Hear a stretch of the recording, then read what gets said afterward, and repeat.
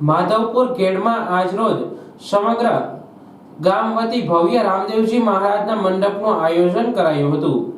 હજારોની સંખ્યામાં ભક્તજનો જોડાયા હતા। મંડપના 7 દિવસ વાજતે ગાજતે સામૈયા બંને ટાઈમ કાઢવામાં આવ્યા હતા।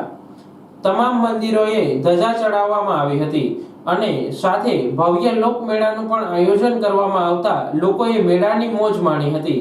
ત્યારબાદ આજરોજ વહેલી સવારે 7:20 શુભ ચોઘડિયે જય રામાપીરના નારા સાથે મંડપની દોરી વડે મંડપને ખડો કરવામાં આવ્યો હતો।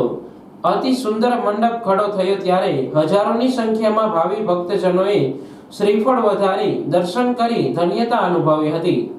માધવપુરના ગ્રામજનો દ્વારા છેલ્લા અંદાજે 10 દિવસથી પ્રસાદી બનાવવાનું અવિરત કાર્ય કરવામાં આવ્યું હતું।